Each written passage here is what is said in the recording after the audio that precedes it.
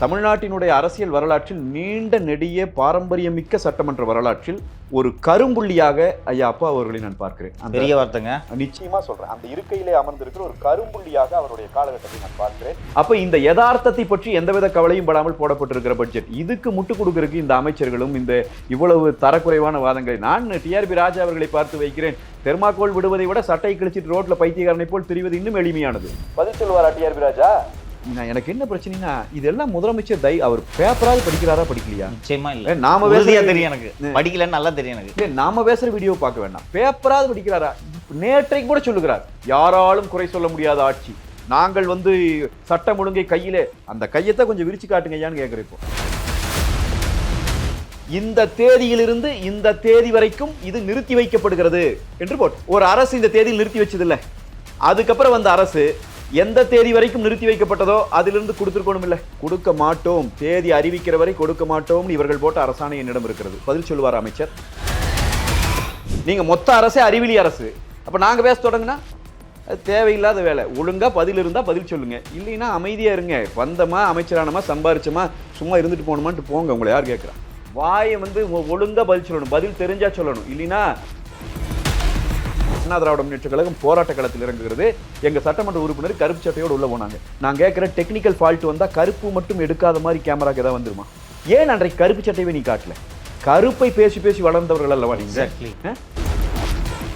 திமுக ஆளுங்கட்சியாக இருக்கிற போதும் சரி, எதிர்கட்சியாக இருந்த போதும் சரி, இது ஊடகவியலாளர்கள் மீது ஒரு அறத்திற்கு முரணான தாக்கத்தை ஏற்படுத்துது. இயல்பா ஒன்று அவர்களை மிரட்டுவது அல்லது விலை பேசுவது. அண்ணன் திரு சீமான் அவர்கள் பேசுகிற போது முதல் முறையாக ஒரு இண்டிகேஷனை கொடுத்திருந்தார். 2021 சட்டப்பேரவை தேர்தலில் ஐயா எடப்பாடி பழனிசாமி தோற்றதுக்கு நாங்கள் ஒரு முக்கியமான காரணம், இந்த வாட்டி அது நடக்காது பாக்குறியா அப்படின்னு சொல்லியிருந்தாரு. இதுதான் திமுகவின் வரலாற்றில் கடைசி ஆட்சி காலம். உதயநிதி முதலமைச்சராக விரும்பினால் இன்னும் ஓராண்டுக்குள் ஆகிக்கொள்வது நல்லது. வணக்கம் சவுக்கு மீடியா நேயர்களே.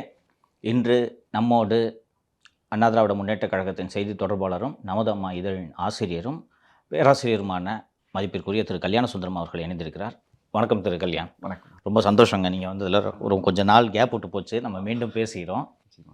இப்போது நீங்கள் வைரலாகி கொண்டிருக்கும் உங்களோட அந்த வீடியோ கிளிப்பில் இருந்தே தொடங்கலாம் என்று நான் நினைக்கிறேன். ரொம்ப அதிமுக தொண்டர்கள் உங்களை கொண்டாடுகிறார்கள். அந்த ஊடகங்களை பற்றி நம்ம நிறையவே பேசியிருக்கோம். நீங்கள் சீரியஸாகவே நிகழ்ச்சிக்கு ஃபார்மலாக உங்களை இன்வைட் பண்ணிவிட்டு பேச நிகழ்ச்சி நெறியாளர்கள் எல்லா சேனல்லையும், நான் குறிப்பிட்டு இவர் அவருன்ட்டு நான் சொல்லலை, இது ஒரு பேட்டர்னாகவே இருக்குதுன்ட்டு நீங்கள் நினைக்கிறீங்களா? இல்லை அன்னைக்கு அது போல் நடந்து விட்டதா? இல்லை இது ஒரு பேட்டர்னாகவே ஏடிஎம்கே ஃபார்முலா கூப்பிட்டு உட்கார வச்சுட்டா இவங்களை பேச விடக்கூடாது அப்படின்றது இது திட்டமிட்டு நடப்பதாக நீங்கள் நினைக்கிறீர்களா? ஆமாங்கண்ணா, இது நீங்கள் சொல்கிற மாதிரி இப்போ குறிப்பிட்டு யாரையும் ஒரு குறிப்பிட்ட சேனல்லையோ ஒரு குறிப்பிட்ட நபரையோ தாண்டி, ஏன்னா எல்லாருமே நமக்கு நண்பர்கள் எல்லாரும் நண்பர்கள் தான். வெகு காலமாக நம்ம எல்லாரையும் சந்திக்கிறோம். இன்னொன்று, ஒரு விவாதம் தொடங்குறதுக்கு முன்னாடியும் சரி முடிஞ்ச பிறகும் சரி ரொம்ப உரிமையோட ஒரு நட்புணர்வோடு நம்ம பேசிட்டு தான் பிரிஞ்சு வர்றோம். எனக்கு ஒரு பழக்கம் இருக்குது. அது என்ன அப்படின்னு சொன்னால், சில பேர் அது சங்கடம் கூட போடுவாங்க. எதிர்கட்சியிலிருந்து இப்போ திமுகலேருந்து வர்றவங்க, காங்கிரஸ்லேருந்து வேறு கட்சியிலேருந்து வர்றவங்க கூட அந்த நபர்களோடு என்னை பொறுத்த வரைக்கும் நான் எப்போவுமே பகைச்சிக்கிறது.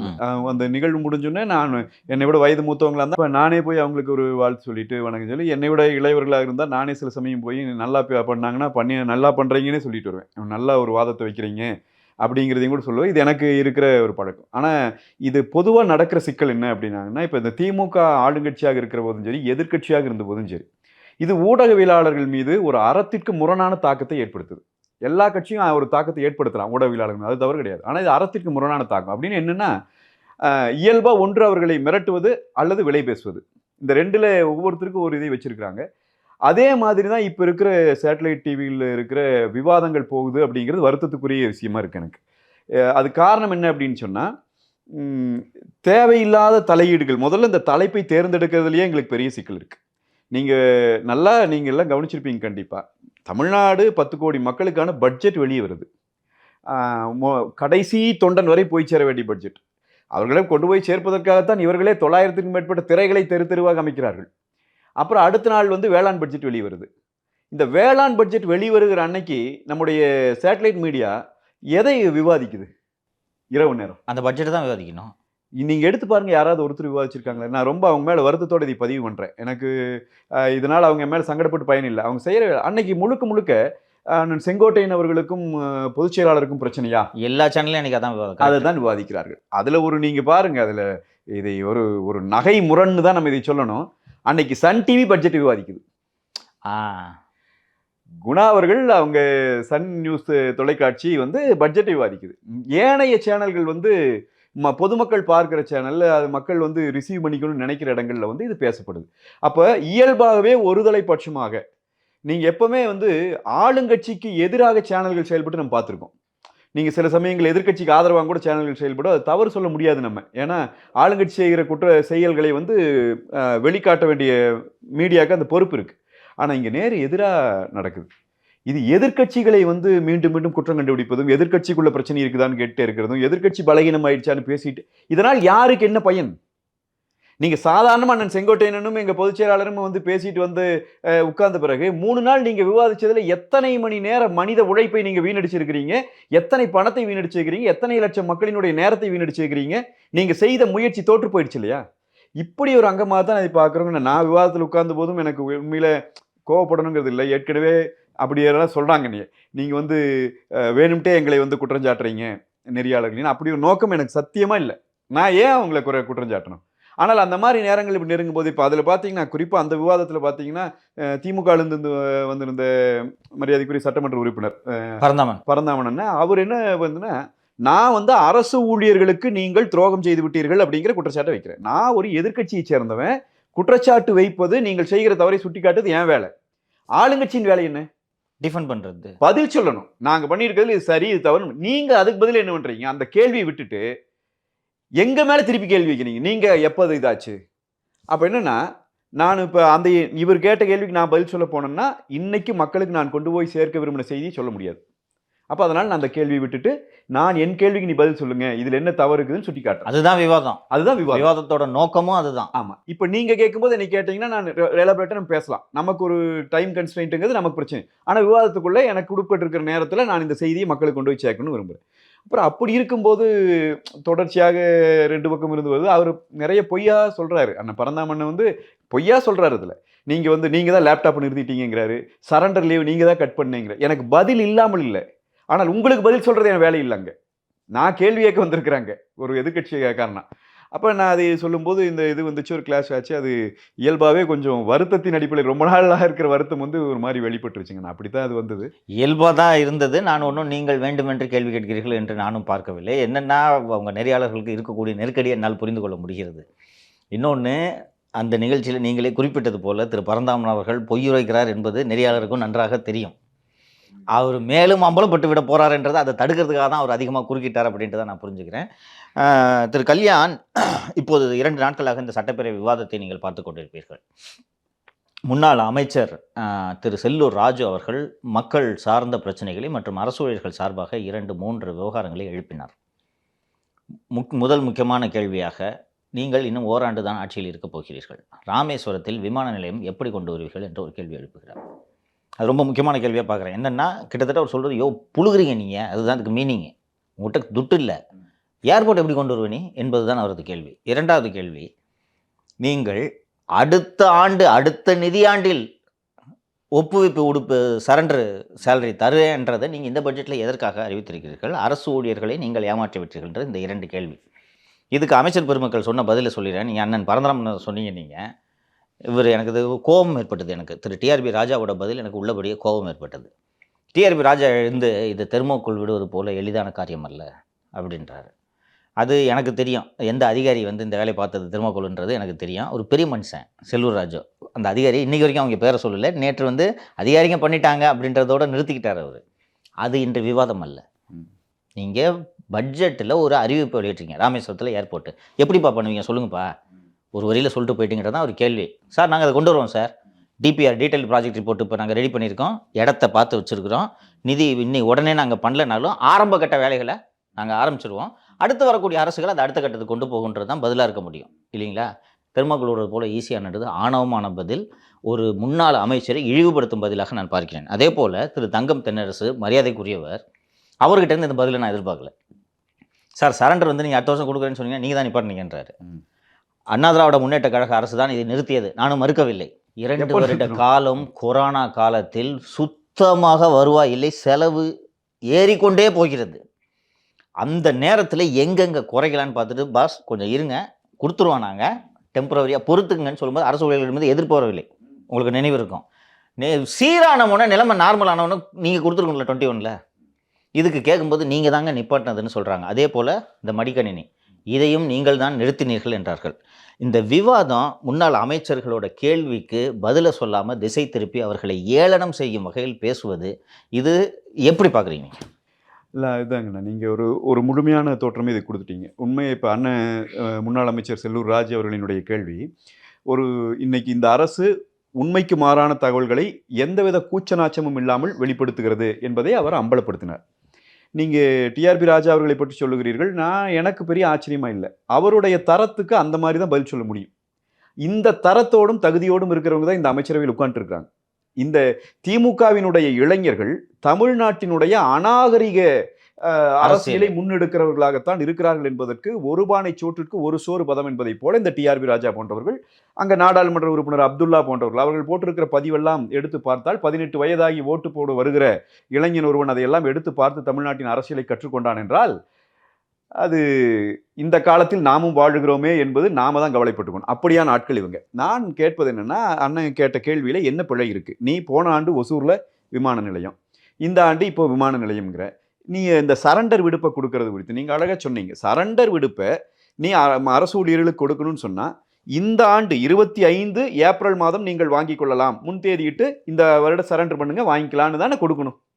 26ஆம் ஆண்டு 2026 ஏப்ரல் மாதம் நீ சரண்டர் லீவ் வாங்கிக்கலாம், அதுக்கான தொகையை பெற்றுக்கொள்ளலாம் என்றால், அதை கொடுக்கறது நாங்களே கொடுப்போம், ஆட்சி எங்களுதில் இருக்கும் அன்னைக்கு, அதுக்கு எதுக்கு நீ பட்ஜெட் போடுறேன்னு தான் நாங்கள் கேட்குற, வெளிப்படையாக அப்படி தான் கேட்குறோம் நாங்கள். அதுதான் அதில் கேள்வி. இன்னொன்று, இது முறையற்ற அறிவிப்பு இல்லையா? அடுத்த வருஷம் அறிவிப்பு நீங்கள் இந்த வருஷம் பட்ஜெட்டில் எப்படிங்க? அது என்னன்னா, அரசு ஊழியர்களை ஏமாற்றுகிற வேலை. நீங்கள் இன்னொரு தெளிவாக நீங்கள் அழகாக சொன்னீங்க, கொரோனா காலத்தில் அரசு ஊழியர்கள் உட்பட யாருமே பணிக்கு செல்ல முடியாத சூழல் இருந்தபோது, வேலையே விடுப்பாக இருந்தபோது, விடுப்பு எங்க சரண்டர் பண்ணுவீங்க? எக்ஸாக்ட்லி.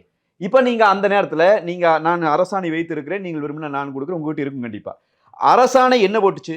இந்த தேதியிலிருந்து இந்த தேதி வரைக்கும் இது நிறுத்தி வைக்கப்படுகிறது என்று போட்டுச்சு. ஒரு அரசு இந்த தேதியில் நிறுத்தி வச்சது இல்லை. அதுக்கப்புறம் வந்த அரசு எந்த தேதி வரைக்கும் நிறுத்தி வைக்கப்பட்டதோ அதிலிருந்து கொடுத்துருக்கணும் இல்லை? கொடுக்க மாட்டோம், தேதி அறிவிக்கிற வரை கொடுக்க மாட்டோம் இவர்கள் போட்ட அரசாணை என்னிடம் இருக்கிறது. பதில் சொல்லுவார் அமைச்சர். சரண்டரை நிறுத்தினது அதிமுக அல்ல, நீங்க தான். நீங்க போட்டிருக்கிறீங்க அரசாணை, நீங்க வந்த பிறகு போட்டிருக்கிறீங்க. இந்த தேதிக்கு பிறகு அடுத்த தேதி குறிப்பிடுகிற வரை நாங்கள் கொடுக்க போவதில்லை சொன்னவர் யார்? நீங்கள்.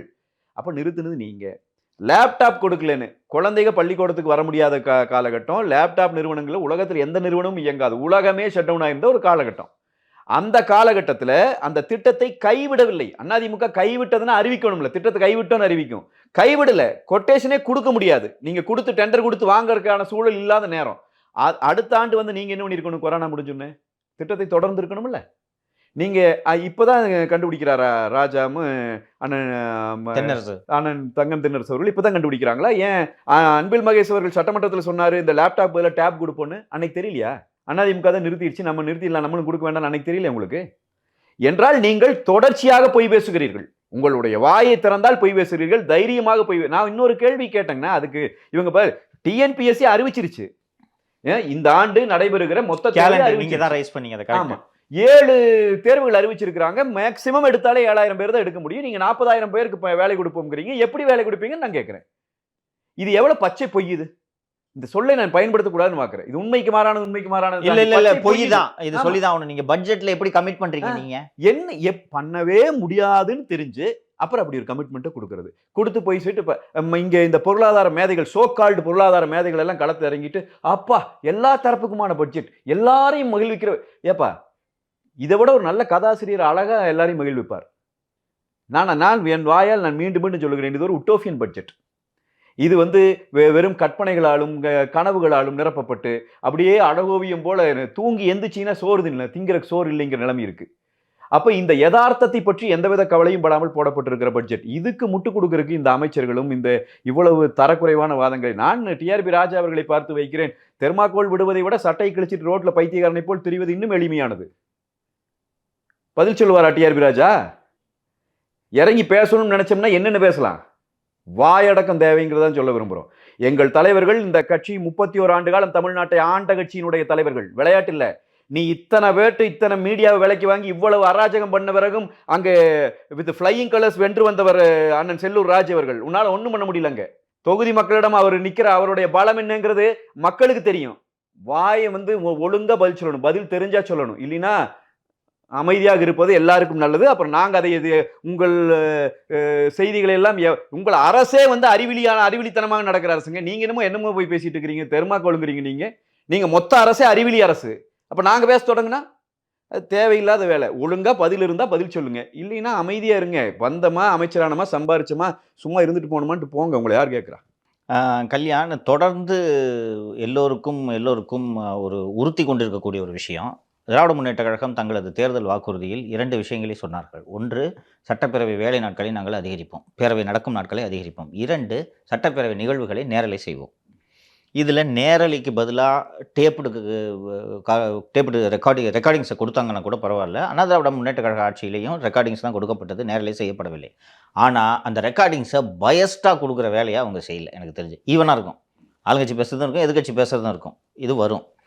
இப்போது நேற்று உங்கள் கட்சியின் பொதுச் செயலாளர் தான் சொன்னார், எங்ககிட்ட 2.5 மணி நேரம் நான் பேசினேன், 3/4 மணி நேரம் டேப்பு கொடுக்குறேன். அதுலேயும் பார்த்தா சிஎம்மும் மினிஸ்டரும் பேசுகிறது தாங்க இருக்குது, ஒன்றுமே இல்லைன்னு சொல்கிறாங்க. அண்ட் இந்த நம்பிக்கையில்லா தீர்மானம் கொண்டு வந்ததற்கு காரணமே சபாநாயகரின் பாரபட்சமான நடவடிக்கை. அதை நிரூபிக்கும் வகையில் பாருங்கள், இந்த டிபேட்டில் பேசுனதும் சிடியில் நான் பேசுனது முழுமையாக வரலன்ட்டு பழனிசாமி குற்றம் சொல்லியிருக்கிறார். என்ன காரணமாக இருக்குன்னு பார்க்குறீங்க? நீங்கள் ஒரு மிகச்சிறந்த பேச்சாளர், திமுகவில் பேசுவதற்கு ஆட்கள் இல்லையா? இல்லைன்னா ஸ்கிரிப்டடாக பதில் சொல்கிறாங்க, ஏடிஎம்கேல பாயிண்டடாக பல கொஸ்டின்ஸ் ரைஸ் பண்ணுறாங்க, அதற்கு பதில் சொல்ல முடியாமல் திணறுவது மக்களிடையே அம்பலப்படக்கூடாதுன்றதுக்காக தான் இந்த லைவ் ரிலேவை செய்யாமல் இருக்காங்களா? இன்னொன்று, அதுக்கு அவங்க சொல்கிற காரணம் டெக்னாலஜிக்கு இல்லைன்றது மாதிரி ஒரு காரணத்தை சொல்லியிருக்காங்க. ஸோ பேசுகிறதுக்கு இன்றைக்கி ஆள் இல்லையா? கருணாநிதி காலத்திலும் செல்வி ஜெயலலிதா அவர்கள் காலத்திலும் பார்த்தீங்கன்னா பரபரன்ட்டு டிபேட்ஸ் நடக்கும், நிறைய விவாதங்களெல்லாம் நம்ம பார்த்துருக்கோம். இன்றைக்கி அந்த பழைய திமுக இருந்தது போல் வலுவாக திரு துரைமுருகன் அவர்களை போல பேசக்கூடிய அளவுக்கு நீங்கள் ஏற்கனவே டிஆர்பி ராஜா பற்றி சொன்னீங்க. இதை பற்றி உங்களோட பார்வை என்ன? ஏன் இதை அவாய்ட் பண்ணுறாங்கன்னு நினைக்கிறீங்க? பேசுவதற்கு ஆள் இல்லை என்பதை தாண்டி பேசுவதற்கு உண்மை இல்லை இவங்ககிட்ட. இவங்க பேசுவது பொய் என்பது சாதாரண குடிமகனும் இயல்பாக புரிந்து கொள்ளுகிற நிலை இருக்கிறது. நீங்கள் சும்மா எடுத்துக்காட்டுக்கு சொல்லணும் அப்படின்னா, இப்போ திரு செந்தில் பாலாஜி அவரே சொல்கிறாரு பாருங்க, என்னை முடக்குவதற்காக மத்திய அரசு பொய்யாக சொல்லுகிறது. இந்த பாட்டிலுக்கு 10 ரூபா வாங்குறது பொய் சொல்கிறேன்னு சொன்னால் தமிழ்நாட்டில் யாராவது நம்புவானா? கண்ணு முன்னாடி தெரியும். இப்போ போனால் அந்த பக்கத்தில் இருக்க கடையில் வாங்கலாம், அவ்வளோதான். அப்போ நீங்கள் இதில் இதை எப்படி நீங்கள் சட்டமன்றத்துக்குள்ளே பேசும்போது மக்கள் பார்த்தா சிரிக்க மாட்டாங்க உங்களை பார்த்து? அப்போ என்ன உங்களுக்கு இயல்பான பயம் வருது? உள்ளே என்ன நடக்குதுன்னு யாருக்கும் தெரியக்கூடாது. வெளியே போன பிறகு நம்மகிட்ட சில மீடியாக்கள் இருக்குது, அவங்களுக்கு நாம் என்ன சொல்கிறோமோ அவங்க அதைத்தான் பேசுவாங்க. காலையிலிருந்து மாலை வரைக்கும் சட்டமன்றத்தில் நடந்த ஆக்கப்பூர்வமான விவாதங்களை பேசாத ஊடகங்கள், செங்கோட்டையன் அண்ணன் எந்த சேரில் உட்கார்ந்திருந்தார், அவரோடு யாரோடு பேசினார்கள், இதுதான் முக்கிய செய்தி, தமிழ்நாட்டினுடைய மிக முக்கிய செய்தி. அதை இவங்களால் உருவாக்க முடியும். எனவே சட்டமன்றத்திற்குள் நடப்பதை வெளியே மக்களுக்கு தெரியவே இல்லாமல் பார்த்துக்கிறதுல இவங்க ரொம்ப கவனமாக இருக்கிறாங்க. சபாநாயகர் அவர்களை பொறுத்த வரைக்கும் எனக்கு ரொம்ப வருத்தத்தோடு சொல்கிறேங்க. அவரும் சொல்லப்போனால் அவரும் என்னுடைய இனத்தை சார்ந்தவர் என்று தான் நானும் சொல்லுவேன். நானும் ஆசிரியராக இருந்தவன், அவரும் ஆசிரியராக இருந்தவர் தான். ஒரு ஆசிரியருக்கான ஒரு அறம் கூட குறைந்தபட்சம் அவர்கிட்ட இல்லை. தமிழ்நாட்டினுடைய அரசியல் வரலாற்றில் நீண்ட நெடிய பாரம்பரியமிக்க சட்டமன்ற வரலாற்றில் ஒரு கரும்புள்ளியாக ஐயா அப்பா அவர்களை நான் பார்க்கிறேன். பெரிய வார்த்தைங்க, நிச்சயமா சொல்றேன். அந்த இருக்கையிலே அமர்ந்திருக்கிற ஒரு கரும்புள்ளியாக அவருடைய காலகட்டத்தை நான் பார்க்கிறேன். தமிழ்நாடு சட்டமன்றத்தினுடைய இருண்ட காலம் அவருடைய காலகட்டம். இவ்வளவு மோசம். ஒரு பட்டிமன்ற நடுவருக்கு இருக்கிற அறம் கூட சட்டமன்றத்தை நடத்தி கொண்டு இருக்கிறவருக்கு இல்லை என்பதுதான் இருக்கிறதே வேதனையான விஷயம். நீங்களே கேட்டீங்க, 100 நாட்கள் ஒரு ஆண்டுக்கு சட்டமன்றம் நடத்துவேன்னு சொன்னீங்க. உங்க வாக்குறுதியில் தான் இருக்கு. ஏன் நடத்தல? மொத்தம் 116 117 நாள் நடத்தி வச்சிருக்கீங்க 4 ஆண்டுகளுக்கு. ஏன் 33 நாள் சட்டமன்றத்துக்கு வர்றதுக்கு உங்களுக்கு என்னங்க பிரச்சனை? சட்டமன்றத்தில் உட்கார்ந்து மக்கள் பிரச்சனை பேசுவது எதுக்குங்க? எம்எல்ஏ அவ்வளவு பெரிய எலெக்ஷன் வச்சு தேர்ந்தெடுத்து வச்சீங்க. நீங்க ஆண்டுதோறும் நிதி அனுப்பி அந்த நிதியில செய்யற செலவுல தான் இருக்கா? 3 கோடி ரூபாய் நீங்க கொடுத்து அதை தான் மக்களுக்கு செஞ்சுட்டு இருக்காங்களா? திட்டங்கள் இங்கல்லவா வகுக்கப்படணும், மக்கள் பிரச்சனை இங்கல்லவா பேசப்படணும். எதுக்கு சட்டமன்றத்தையே கூட்ட மாட்டீங்க? சட்டமன்றம் கூட்டினா நான் இன்னும் உங்களுக்கு சொல்றேன், இந்த அண்ணா பல்கலைக்கழக மாணவிக்கு அவ்வளவு பெரிய கொடூரத்தை நடத்தி காட்டி இந்த உலகமே காரி உமிழுகிற அளவிற்கு நாகரிகமடைந்த மனித குலத்தைச் சேர்ந்த எவனொருவன் தமிழ்நாடு அரசை அன்றைக்கு பார்த்திருந்தாலும் காரி உமிழுகிற அளவிற்கான ஒரு வேலை. அந்த வேலை அதில் சிக்கி இருக்கிறவன் உங்களோட நெருக்கமாக இருக்கிறான். அது குறித்து உங்களுக்கு வெக்கமே இல்லை. முதல்ல அதையும் நீங்கள் வெக்கப்படாமல் வேற பேசிட்டு இருக்கிறீங்க. இந்த நாட்டினுடைய கமிஷனரை நீதிமன்றம் கண்டிக்குது, தப்பா பண்றாருங்குது. அவர் மேல நடவடிக்கை எடுங்குது அரசு அவரோட கை குலுக்குது. அரசை அதிகாரி காப்பாற்றுகிறார், அதிகாரியை அரசாங்கம் காப்பாற்றுகிறது. இது ஒரு இந்த வேலி பயிரை மேய்ந்து கொள்ளுகிற வேலையும் இவங்க ரெண்டு இத்தனையும் நடந்துட்டு இருக்கிற போது இதை மக்கள் மத்தியில கொண்டு போய் அம்பலப்படுத்துவதற்கு எங்களுடைய பொதுச் செயலாளர் ஒரு முயற்சி எடுக்கிறார். அண்ணா திராவிட முன்னேற்றக் கழகம் போராட்ட களத்தில் இறங்குகிறது. எங்க சட்டமன்ற உறுப்பினர் கருப்பு சட்டையோடு உள்ள போனாங்க. நான் கேட்கிறேன், டெக்னிக்கல் ஃபால்ட் வந்தா கருப்பு மட்டும் எடுக்காத மாதிரி கேமராக்கு ஏதாவது வந்துருமா? இங்கே இவ்வளவு கேமராமேன் எல்லாம் நம்ம கூட இருக்கிறாங்க. கேட்டு எப்படியெல்லாம் கேமரா இருக்கா உலகத்தில் எங்காவது? ஏன் அன்றைக்கு கருப்பு சட்டையை நீ காட்டல? கருப்பை பேசி பேசி வளர்ந்தவர்கள் அல்லவா நீங்க? நீ கருப்பை பார்த்து பயப்படுகிறாய் என்று சொன்னால் உன்னுடைய தத்துவத்தில் இருந்து நீ முழுமையாக விலகி போய் எங்கோ நிற்கிறாய் என்பது, எதிர் திசையில் நிற்கிறாய் என்பதுதானே பொருள். அப்ப நீங்க அந்த அந்த விவாதங்கள் நடந்து போது நீங்க பாத்தீங்கன்னா ரொம்ப கேவலமா இருந்துச்சுங்க. எங்க சட்டமன்ற உறுப்பினர்கள் பேசுறாங்க, முகம் இவங்க முகம், ஆளுங்க கருப்பு காமிச்சிடக்கூடாது. என்னது அப்படின்னா திட்டமிட்டு இவர்கள் மறைக்கிறார்கள். நான் இன்னொன்று சொல்றேன், இதனால நடந்த ஆக்சிடென்ட் சொல்றேன். இப்போ நாங்கள் எங்கள் பொதுச் செயலாளர் நான் 2.5 மணி நேரம் பேசினேன், ஏன் நீ அதை வெளியிடலின்னு கேட்கறது ஏதோ நாங்கள் பேசுனது நாங்கள் வாங்கி பார்த்துக்கிறதுக்கு அல்ல. நீங்கள் காவல்துறையின் மீதான மானிய கோரிக்கை விவாதம் வருகிறது. எங்கள் பொதுச் செயலாளர் அன்றைக்கு அந்த கூட்டத்தொடரில் ஒரு 1.5 மணி நேரம் அது குறித்து பேசுகிறார். பேசுகிற போது தமிழ்நாட்டில் சில இடங்களை குறிப்பிட்டு பேசுகிறார். அதில் அந்த மதுராந்தகம்ங்கிற இடத்த சொல்றார். இந்த இடங்களில் கள்ளச்சாராய புழக்கம் இருக்கிறது. இப்போ கள்ளச்சாராயம் காய்ச்சி விற்கப்படுகிறது, அரசு உடனடியாக இதில் கவனம் செலுத்தணும், இதை தடுத்து நிறுத்தணும்னு பேசுறார். அதே சமயத்திலே தான் எங்களுடைய கள்ளக்குறிச்சி சட்டமன்ற உறுப்பினர் செந்தில் அவர்கள் அவர் கவனத்துக்கு கொடுத்திருக்கிறார். இது இந்த ரெண்டையும் புறக்கணிக்கிறார்கள். இந்த உரையும் ஒளிபரப்பாகல. இது நேரலையில் வந்துருந்துச்சுனாவே பயந்துருப்பான் சாராயம் காய்ச்சினவன். சட்டமன்றத்திலேயே பேசுறாங்கடா, கொஞ்சம் கவனமா, குறைஞ்சது ஒரு 10 நாளாவது அங்க டிஸ்ட்ரிக்ட் அட்மினிஸ்ட்ரேஷனாவது கவனமா இருப்பாங்க. ஒரு கலெக்டர் பார்த்திருப்பாரு, கமிஷனர் பார்த்திருப்பாங்க. ஒளிபரப்புல சட்டமன்றத்தில் பேசுனது எதுலையுமே வரல. செத்தான், மனுஷன் செத்தான். 67 பேர். அந்த உயிர்களுக்கு அன்னைக்கு நீ டெக்னிக்கல் ஃபால்ட்னு போய் சொல்றவாரு, அந்த உயிர்களுக்கு நீங்க பதில் சொல்லணும். அப்பாவு அவர்களினுடைய பாவ கணக்கில் இது இருக்கிறது என்பதை நான் குறிப்பிட்டு காட்ட விரும்புகிறேன். நீங்கள் அதனால் நாங்கள் ஏதோ நீங்கள் எங்களை ஒளிபரப்புன்னு எங்களை டிவியில் காட்டுங்கன்னு கேட்கல. அது நாங்கள் அதை தினம் காட்டிட்டு இருக்கிறீங்களா? அது வெள்ள பிரச்சனை. மக்கள் பிரச்சனையை பேசுகிறோம்.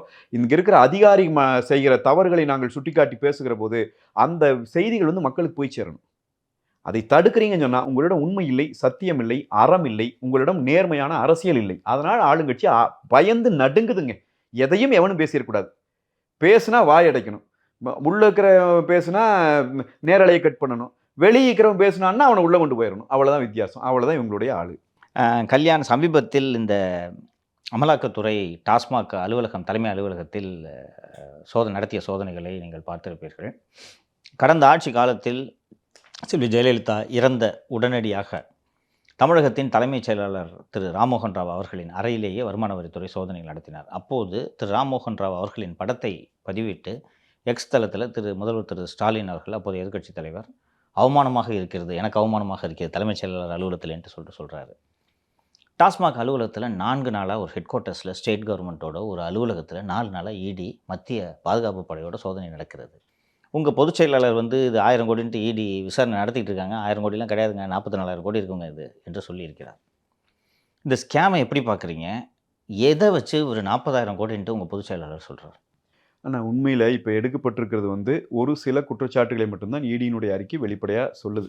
அதுவும் பர்டிகுலராக அந்த 1000 கோடின்றது பாட்லிங் நிறுவனங்கள் நடத்தின முறைகேடுன்னு சொல்கிறாங்க. கலால் வரி மறுக்கப்பட்டு உள்ளே கொண்டு விற்கப்பட்ட சரக்கு, அந்த எடுக்கப்பட்ட டேட்டாவை எடுத்தீங்கன்னாவே பல்லாயிரம் கோடிகள் அதில் முறைகேடு நடந்திருக்கு.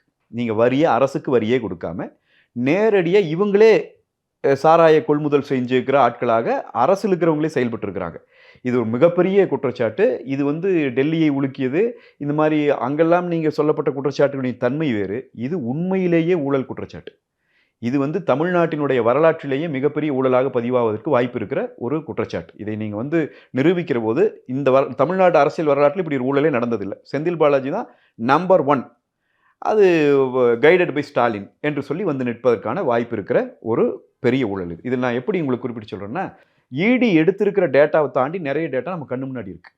இப்போ இடி வச்சுக்கிறது குற்றச்சாட்டுன்னு இவங்க பேசுகிறாங்க, அதையே நம்ம இருக்கிறேன். இடி குற்றச்சாட்டு வைக்கல, குற்றச்சாட்டு வச்சது நாங்கள். இடி ஆதாரம் கொடுத்துருக்கு. இப்போ கொடுத்துருக்கிறது ஆதாரம், அது குற்றச்சாட்டு இல்லை. நாங்கள் தான் ஆளுநரிடம் கொடுத்ததுலையும் எங்கள் பொதுச் செயலாளர் கொடுத்த கம்ப்ளைண்ட்லையும் அது இருக்குது. நாங்கள் எங்களுடைய சட்டமன்றத்திலையும் பேசியிருக்காரு, எங்கள் பொதுக்கூட்டங்களையும் நாங்கள் பேசியிருக்கோம், எங்கள் போராட்டங்களையும் பேசியிருக்கோம். ஏன்னா இந்த பாட்டலுக்கு முதல்ல 10 ரூபாயிலேருந்து 30 ரூபா நீ வாங்கின அப்படிங்கிறது பார்க்கறதுக்கு 10 ரூபா 30 ரூபாங்கிற ஒரு சின்ன தொகை. எத்தனை கோடி லிட்டர் நீங்க விற்கப்படுது மது தமிழ்நாட்டில்? ஒரு நாளைக்கு 1 கோடி பாட்டில் கல்யாணம், பாட்டில்ஸ் அவ்வளவுதாங்க. 1 கோடி பாட்டில் ஒரு நாளைக்கு டாஸ்மாகுக்கு போகிற மனிதர்களோட எண்ணிக்கை 1 கோடி. ஏவரேஜா 20 கோடி ரூபாய் ஒரு நாளைக்கு நீங்கள் முறைகேடு எடுத்தது. இது ஒரு பக்கம் வச்சுக்கோங்க. போலி பார்கள் எத்தனை ஆண்டு காலமாக நடத்தப்படுது? நீதிமன்றம் பாருக்கு தடை கொடுத்த பிறகு தமிழ்நாட்டில் பாரே இல்லைன்னு சொல்லி நான் கூட ஒரு தொலைக்காட்சியில் விவாதத்தில் உட்காருகிற போது தொலைக்காட்சி நெறியாளரையே கூப்பிட்டேன். இப்போ என் கூட வாங்க, இப்போ கேமரா எடுத்துகிட்டு வாங்க, நான் காட்டுறேன். நான் ஒரு காவல்துறை சங்கடப்படுறாங்க. கோயம்புத்தூர்ல நடந்த ஒரு போராட்டத்தில் எங்களை கைது பண்ண வந்தப்போ நான் காவல்துறை நான் மேடையில் மைக்கில் நின்று தான் பேசினேன். நீங்கள் அவ்வளோ தைரியம் இருக்கிறவங்க இத்தனை வண்டி தூக்கிட்டு வந்து போராடுறவங்களை மறிக்கிறவங்க இதே வண்டியை எடுத்துகிட்டு போங்க, பார் நடந்துட்டு இருக்குது, போலி பார் நடந்துட்டு இருக்குது, நீதிமன்ற உத்தரவுக்கு முரணா பார் நடந்துட்டு இருக்குது. இந்த பார்னுடைய காசு யாருடைய காசு? இந்த போலி பார்கள் நடத்த இப்போ தானே அனுமதிச்சது யார்? அங்கிருந்து வந்த காசு எங்கே? 2. இப்போ செந்தில் பாலாஜி சிறையில் இருக்கும்போது முத்துசாமி அவர் வந்து இந்த துறைக்கு பொறுப்பு அமைச்சராக வந்தார். அப்படி வருகிற போது அவர் வந்து டெண்டர் வர்றார் பாருக்கு. இதில் டெண்டர் போட்டு முறையாக டெண்டர் போட்டிருக்கான், போட்டு எடுத்திருக்கான் பார்த்தீங்களா, பார் எடுத்திருக்கான் பார்த்தீங்களா. இவங்களில் கோயம்புத்தூரில் போராட்டம் நடத்தினாங்க, கவனிச்சிங்களா? ஒரு 1.5 மாதத்துக்கு முன்னாடி இந்த பார் ஓனர்கள் அதில் ஒரு 10 பேர் வந்து நின்று ஒரு அம்மாலாம் ரொம்ப கதறி பேட்டி கொடுத்தாங்க. இதில் மிகப்பெரிய பிரச்சனை நடந்து கொண்டு இருக்கிறது. என்ன நடக்குதுன்னா, யாரெல்லாம் பார் எடுத்திருக்கிறாங்களோ அவங்க மாசத்துல 2 லட்சத்திலிருந்து 3 லட்சம் ரூபா அவங்க வந்து கப்பம் கட்டணும். இதுக்கு கரூர்லேருந்து ஒரு டீமை இறக்கி விட்டு இவங்க வேலை செய்கிறாங்க. கோயம்புத்தூர்ல இருக்கிற ஒரு கோயம்புத்தூர் மாவட்டத்திற்குள் மட்டும் மாதம் 120 கோடி ரூபாய் இது எடுக்கப்படுகிறது. குறைஞ்சபட்சம் நான் சொல்றேன் அமௌண்ட். அப்ப இதை யார் எதுக்கு எப்படி செய்றீங்க? அந்த பார் உரிமையாளர்கிட்ட போய் கேட்குறாங்க. இதில் இன்னொரு இது சொல்றேன் தோழர், நீங்க வந்து இதெல்லாம் வந்து சினிமா படத்துலையும் கூட நம்ம இந்த மாதிரி காட்சிகளை பார்க்க முடியாது. சினிமாவில் அடிச்சு மாமூல் வாங்குவான்ல, அங்கேயும் கூட இந்த காட்சிகளை பார்க்க முடியாது. நான் வந்து நீங்க பார் ஓனர், நீங்க காசு கொடுத்து பார் எடுத்திருப்பீங்க, நான் உங்ககிட்ட வந்து மாமூல் கேட்குறேன், மாசம் அது மாமூல் தானே, அது 2 லட்ச ரூபா கொடுக்கணும், என்கிட்ட பணம் இல்லைன்னு சொன்னீங்கன்னா கவலைப்படாதீங்க, உங்களுக்கு நானே லோன் தரேன், 5 ரூபா வட்டி. நீ அந்த பணத்தை நானே வச்சுக்கிட்டு நீ 5 ரூபா வட்டி கவுண்ட் ஆகிட்டே இருக்கு உனக்கு. நீ பணத்தை கொடுத்து அதை முடிக்கிற வரைக்கும் உனக்கு மீட்டர் ஓடிட்டு இருக்கும் வட்டி. பார் உரிமையாளர்கள் நிலை இன்னைக்கு இப்படி இருக்கு. நீங்க இதை பேசும்போது அவன் வெளியே வாய் பேச முடியலையே கும்பிடுவாங்க உண்மையில் இந்த வீடியோவை நான் சொல்றேன். அவங்ககிட்ட நீங்க இப்படி பணத்தை போடுங்கிறீங்க. அதுல இந்த போராடுனாங்க பாருங்க, அன்னைக்கு வந்து நின்று அடி விழுகுது அவங்களுக்கு. போராடியவர்களுக்கு தனியா ரவுடிகளை விட்டு அடி விழுகுது.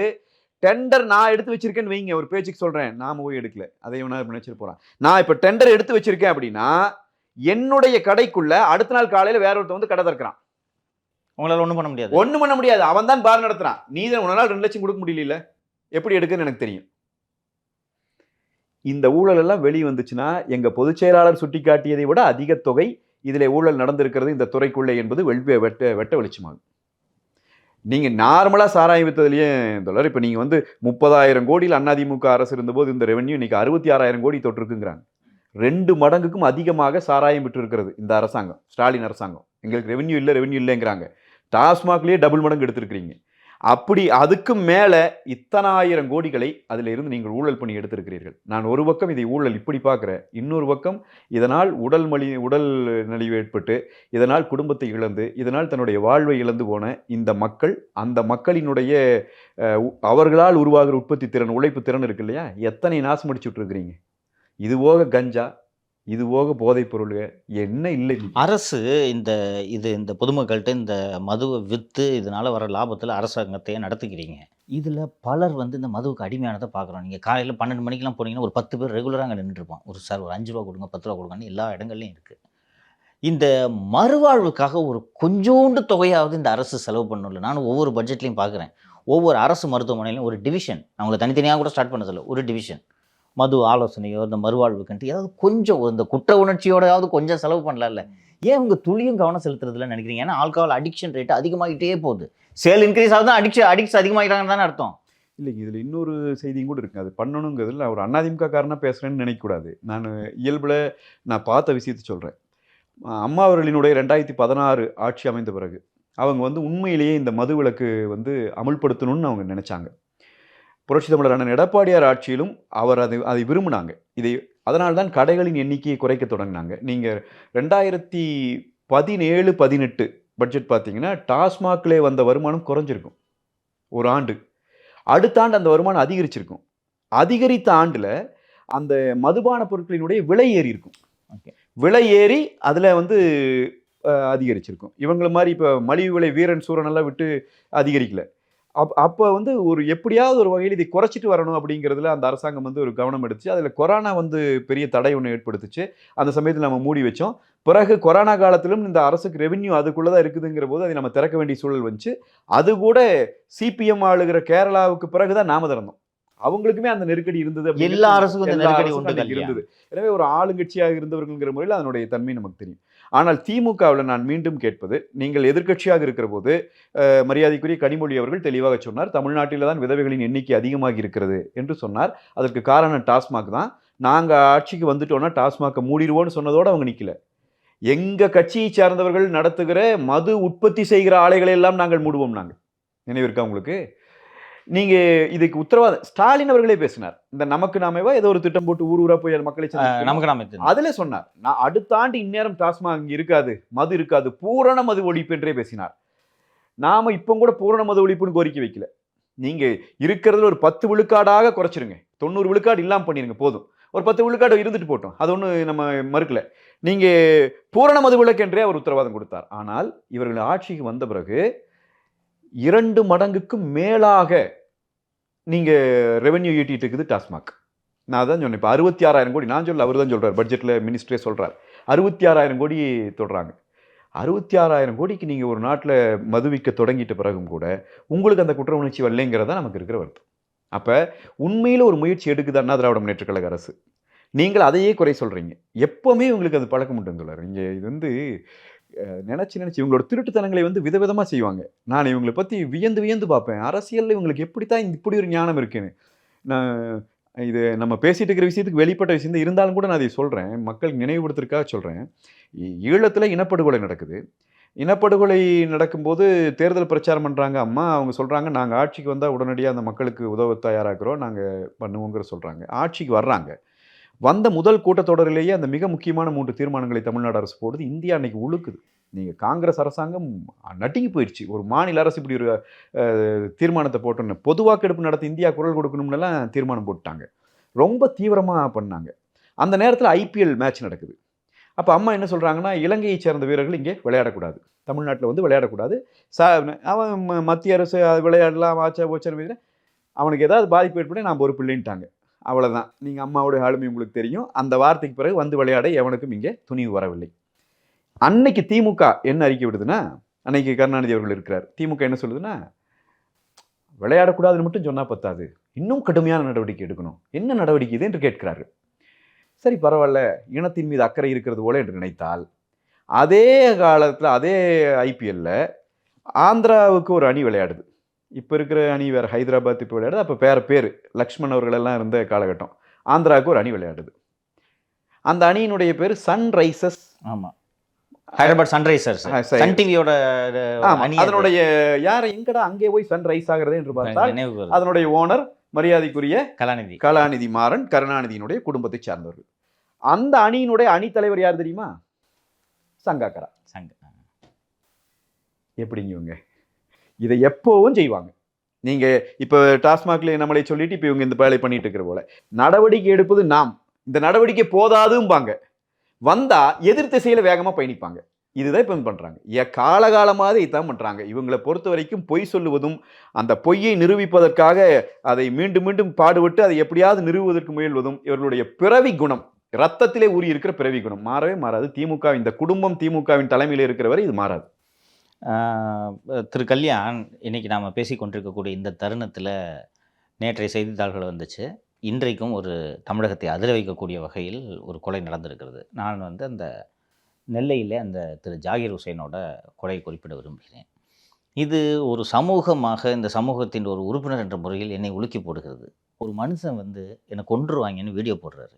நான் போய் போலீஸில் கம்ப்ளைண்ட் கொடுத்தாங்க. அவர் ஒரு இஸ்லாமியர். அவர் மேலே பிசிஆர் ஆக்ட் வழக்கு பாய்ச்சப்படுகிறது, அவர் மீதும் அவரது மனைவி மீதும். நான் கொன்றுவேங்க, இந்த இன்ஸ்பெக்டரும் இந்த டிஎஸ்பியும் தாங்க இந்த வேலையை பார்க்குறாங்க, நிச்சயமாக நான் செத்துருவேங்கன்ட்டு ஒரு வீடியோ சமூக வலைத்தளங்களில் சுற்றுகிறது. அண்டு உள்ளூரில் இருக்கக்கூடிய காவல்துறையினருக்கு இது தெரியும். சொன்னது போலவே அந்த வீடியோவை கொலை செய்தவர்களும் பார்த்துருக்கலாம். நீ என்ன வீடியோ போட்டால் தப்பிச்சிருவியா, பார்க்குறியா என்று துணிச்சலாக கொலை செய்கிறார்கள். இப்போது நாம் பேசி கொண்டிருக்கக்கூடிய இந்த தருணத்தில் அந்த சம்மந்தப்பட்ட அந்த அந்த வீடியோவில் குறிப்பிடுகிற இன்ஸ்பெக்டரையும் டிஎஸ்பியும் சஸ்பெண்ட் பண்ணியிருக்காரு. இப்போவும் போய் வீடியோ வெளியாயிருக்கு, அதை விசாரித்து கொண்டிருக்கும் போதே இந்த கொலை நடந்திருக்கு அப்படின்றாரு. அதே நெல்லையில் போய் அல்வா சாப்பிட்டுக்கிட்டு அவர் வீடியோவும் ஃபோட்டோவும் ரிலீஸ் பண்ணிட்டு இருக்கிறாரு. தொடர்ந்து எதிர்க்கட்சிகள் சட்டம் ஒழுங்கு சரியில்லை பட்டியலிடுறாங்க. இவர் திரு எடப்பாடி பழனிசாமி அவர்கள் இன்னைக்கு மட்டும் 17 கொலையா அப்படின்னு சொல்லிட்டு எடுத்து சொல்கிறாரு. இது நம்ம விவாதித்து இது நேற்று நடந்த கொலை. இன்றைக்கி ஈரோடில் பார்த்தீங்கன்னா அந்த நசீன் ஒரு பக்கத்தில் மனைவியோட கண் முன்னாலேயே காரில் இருந்தவரை ரவுடிகள் வெட்டிட்டு போயிருக்கிறாங்க. இதுக்கு உடனே அதிரடி நடவடிக்கைன்னு காட்டணுன்றதுக்கு அதில் சம்மந்தப்பட்டவர்கள் 3 பேரை சுட்டு பிடித்தோம்னு காவல்துறையில் தரப்பில் பதில் சொல்லுது. காவல்துறை முழுக்க முதல்வரின் கட்டுப்பாட்டில் இருந்து விலகிவிட்டதா? அவரால் கண்ட்ரோல் பண்ண முடியலையா? ஏன்னா செல்வி ஜெயலலிதா அவர்கள் ஆட்சி காலத்தில் இந்த மாதிரி ஒன்று நடந்துச்சுன்னா ஒரு 4 பேரை சஸ்பெண்ட், 4 பேர் தலை உருண்டிருக்கும். 4 பேர் தலை உருண்டவுடனே மீதி இருக்கவங்களுக்குலாம் பயம் வரும். ஆத்தாடி நம்மளும் இதோட சஸ்பெண்ட் பண்ணிட்டாங்கன்னா எந்திரிக்கவே முடியாதுன்ற பயம் இருக்கும். இந்த அரசு எனக்கு தெரிஞ்சு எந்த ஐஏஎஸ் ஐபிஎஸ் ஆஃபீஸரையும் சஸ்பெண்டே பண்ணலை. சஸ்பெண்ட் சாராயத்துக்கெலாம் சஸ்பெண்ட் பண்ணவங்களாம் 2 மாதத்தில் வேலைக்கு வந்துடுவாங்க. காவல்துறை முதல்வரின் கட்டுப்பாட்டிலிருந்து போய்விட்டதா? இவருக்கு சட்டம் ஒழுங்கை எப்படி பராமரிப்பது என்பது முதல்வருக்கு தெரியவில்லையா? ஏன்னா இந்த ஜாகிர் ஹுசேனோட கொலையெல்லாம் சகிச்சுக்க முடியல. எல்லா அவர் ஒரு வக்ஃபு ப்ராப்பர்ட்டியை ப்ரொடெக்ட் பண்ணதுக்காக உயிரிழந்திருக்காருன்றது ரொம்ப முக்கியம். பொது சொத்தை காப்பாற்றுறதுக்காக செத்துருக்காரு. அதுக்கு ஏற்கனவே அதுக்கு முன்னாடி ஜகபர் அலி கொலை முறைக்கு நேர்க்கும். சொல்லுங்கள் கல்யாண். இல்லை, இது தொடர்ச்சியாக இருக்குதுங்க. எல்லா துறைகளிலுமே தோல்வியடைந்து போய்விட்ட ஸ்டாலினுடைய அரசாங்கம் முழுவதுமாக தோல்வியடைந்து இருப்பது இந்த சட்டம் ஒழுங்கை பாதுகாப்பதில் தான். நீங்கள் குறிப்பிட்டு சொல்வதைப் போல் காவல்துறை இவருடைய கட்டுப்பாட்டில் இல்லையான்னா காவல்துறை இவர் கட்டுப்பாட்டில் தான் இருக்குது. இவங்க என்ன அதுக்கு உத்தரவு கொடுக்குறாங்கிறது தானே பிரச்சனையாக இருக்குது. இப்போ நீங்கள் ஒரு ஜேர்னலிஸ்ட்டை அரெஸ்ட் பண்ணிட்டு போகிறதுக்கு 200 போலீஸ் தேவைப்படுது உங்களுக்கு. ஆனால் நீங்கள் சொல்கிற மாதிரி இன்றைக்கி லைவ் ஓடிட்டுருக்கு. ஈரோட்டில் நடக்கிற கொலை லைவ் ஓடுது. எங்கள் பல்லடத்தில் ஒரு ஜேர்னலிஸ்ட்டை வெட்டினானு ஞாபகம் இருக்குங்களா? ரன்னிங் கமெண்ட்ரி கேட்டுச்சு போலீஸ்.